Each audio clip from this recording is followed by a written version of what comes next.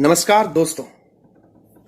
6 अगस्त और 9 अगस्त, जैसा कि अगस्त का महीना चल रहा है, अपने आप में सबसे इंपॉर्टेंट डेट है ये वर्ल्ड हिस्ट्री में, हिरोशिमा और नागासाकी, जिसे हम इसको शॉर्ट फॉर्म में न्यूमेरिक्स में हीना भी बोल देते हैं।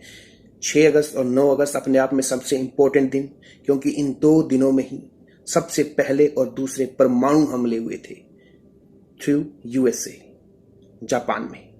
तो किस तरीके से क्या क्या हुआ था, हम इसका क्रोनोलॉजिकल ऑर्डर में आपको बताएंगे। पूरी हिस्ट्री और ज्योग्राफी की बात करेंगे ताकि आपको समझ में आ सके कि एटम बम ने ना सिर्फ जापान को सरेंडर कर दिया, बल्कि आने वाले दिनों में, जैसे कि एट प्रेजेंट बात की जाए, पूरी वॉर की ही तस्वीर बदल दी। तो मेरा नाम है संदीप और आप देख रहे हैं स्टडी दर्पण। जैसा कि आप सभी को पता है, सेकेंड वर्ल्ड वॉर में जो जर्मनी और जो दूसरी कंट्री थी, उन सभी ने सरेंडर कर दिया था यूरोपियन कंट्रियों, मित्र देशों के आगे। लेकिन जापान अभी भी सरेंडर करने से डिनाई कर रहा था, इनकार कर रहा था, और मित्र देशों की सेना को लगातार नुकसान पहुंचाता जा रहा था।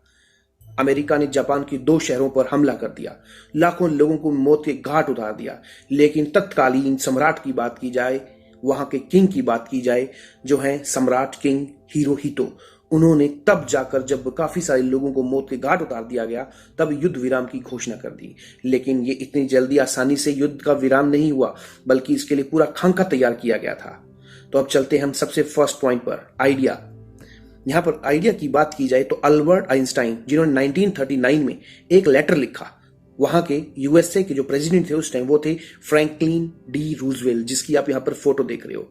और उन्होंने उनको बताया कि जो नाभिकीय संलयन है वो किस तरीके से विनाशकारी है और किस तरीके से इसको एक अलग मोड़ मोड़ा जा सकता है किसी भी वॉर में, कैसे शक्तिशाली बम बनाया जा सकता है। और इसके अंदर जो सबसे इंपॉर्टेंट रोल प्ले किया था वो तत्कालीन जो जर्मन के साइंटिस्ट थे, जिनका नाम था ऑटो हॉर्न। ये वही ऑटो हॉर्न है जिन्होंने इस चीज की खोज की थी, न्यूक्लियर बॉम्ब की। आप देख सकते हो बाद में इन्हीं के सम्मान में ये वहां पर कॉइन चला। इनका बर्थ भी बता रखा है और इनका डेथ रेट भी बता रखा है, मतलब 1879 से 1968। ऑटो हॉर्न ये बहुत ही इंपॉर्टेंट साइंटिस्ट माने जाते हैं वहां की हिस्ट्री में। तो ऑटो हॉर्न ने इनकी खोज की थी।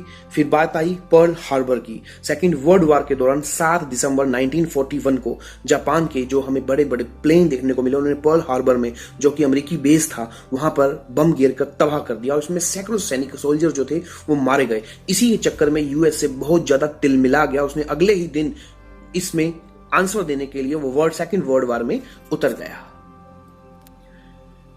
इसी के साथ यूएसए का मैनहट्टन प्रोजेक्ट भी स्टार्ट हुआ, जो कि अगस्त 1942 में यूएसए ने आधिकारिक रूप से, जी हां, ऑफिशियल रूप से परमाणु बम बनाने के लिए एक बेहद खुफिया कार्यक्रम का फैसला किया। ये खुफिया इसलिए क्योंकि सबकी नजरों से हटकर ये प्लान स्टार्ट हुआ था और इसी प्रोजेक्ट का नाम बाद में मैनहट्टन प्रोजेक्ट रखा गया। इसके लिए जो प्रेसिडेंट थे रूजवेल्ट, उसने $2 अरब का बजट भी पेश किया अलग से। तो इसी के साथ फिर लैब में काम स्टार्ट हुआ न्यू मैक्सिको में। ये लैब कहां थी? न्यू मैक्सिको के लोस अलामोस। ये लोस अलामोस एक जगह है जहां पे खुफिया लैब में बम बनाने का काम शुरू हुआ। और इस प्रोजेक्ट के लिए यूएसए, इंग्लैंड और कनाडा, इन तीनों की बात की जाए तो इसके जितने भी भौतिक विज्ञानी थे, जी हां, उन्होंने एक टीम गठित की और साथ ही हजारों लोग ऐसे भी जो इस काम में जुटे हों और नाजी शासन को वहां से भगा सकें। तो यहीं से स्टार्ट हुआ। और फिर स्टार्ट हुआ 19 to 10 मार्च 1945, जब जापान पर बमबारी स्टार्ट होती है। यहां पर तो अमेरिका के जो लड़ाकू विमान हैं, उन्होंने जापान में टोक्यो और दूसरे शहरों में भारी बमबारी की और इसी भीषण बमबारी में केवल टोक्यो में ही करीब 1 लाख लोगों की मौत हो गई।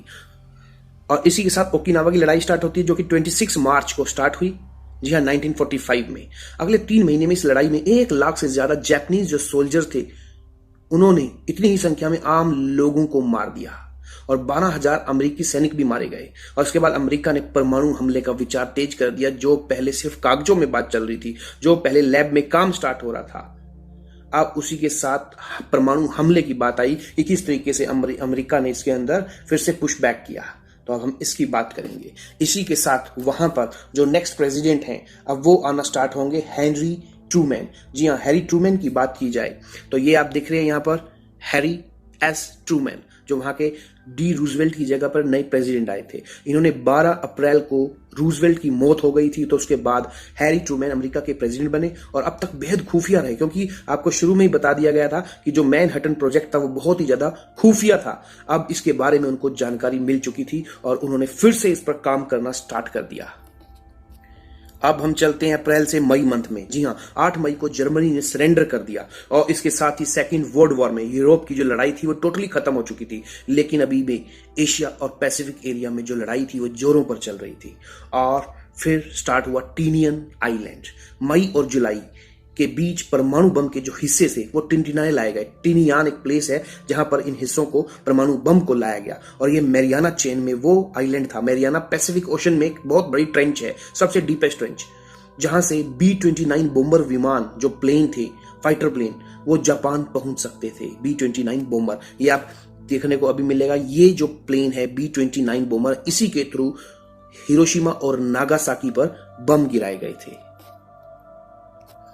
तो B-29 जो बॉम्बर प्लेन है जिससे एटम बम गिराए गए थे हिरोशिमा और नागासाकी में, लेकिन ऐसा नहीं है यूएसए ने सीधे वहां पर बम गिरा दिया, बल्कि 26 जुलाई को इंग्लैंड, चाइना और यूएसए ने जापान को चेतावनी दी कि वो या तो सरेंडर कर दे या पूर्ण विनाश का सामना करे।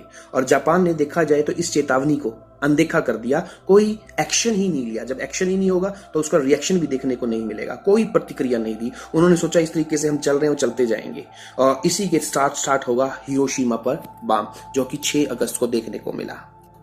तो 6 अगस्त को सुबह 8:15 अमेरिकी बॉम्बर फिर स्टार्ट हुआ। अमेरिकी बॉम्बर इनोला गे, उसने 9000 पाउंड का परमाणु बम, जिसका नाम था उस टाइम लिटिल बॉय, वो हिरोशिमा पर फेंक दिया और दिसंबर तक 1,40,000 लोगों की मौत हो चुकी थी। और ट्रूमैन, जो कि यूएसए के प्रेसिडेंट थे, उसने और ज्यादा विनाश की चेतावनी दे दी।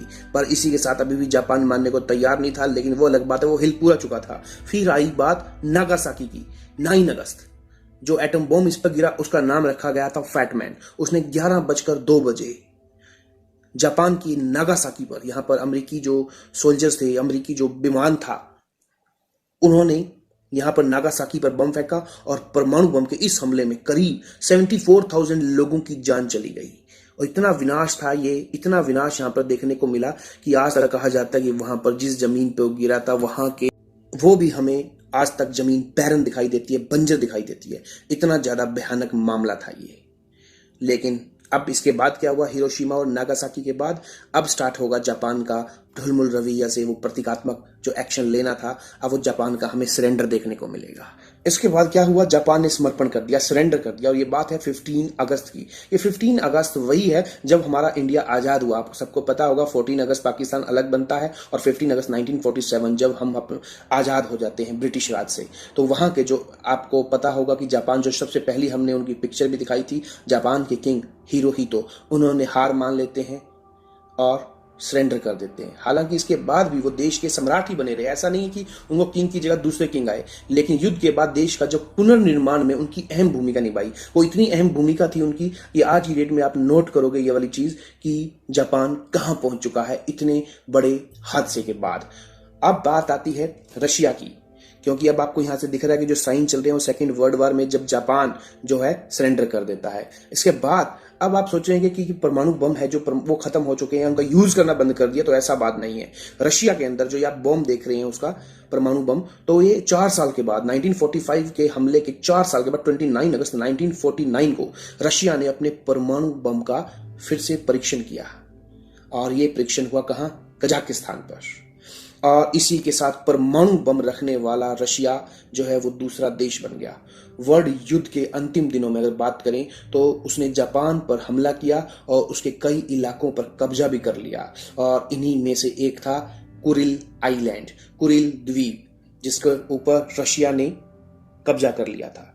तो ये था सिलसिलेवार कि किस तरीके से उन्होंने सेकेंड वर्ल्ड वॉर में हिरोशिमा और नागासाकी पर बम गिराए और कैसे इसका हम बात करें स्टार्टिंग से लेके एंड पॉइंट। ये सब चीजें थी जिसका आज की डेट में किस तरीके से, चाहे नॉर्थ कोरिया हो या पाकिस्तान हो, कई कंट्रियां इलीगल तरीके से परमाणु वेपन्स बनाने में जुटी हुई हैं। तो आपको ये वीडियो कैसा लगा प्लीज कमेंट कीजिए, अच्छा लगे तो सब्सक्राइब कीजिए एंड शेयर कीजिए। मिलते हैं हम अपने नेक्स्ट वीडियो में, तब तक के लिए गुड बाय।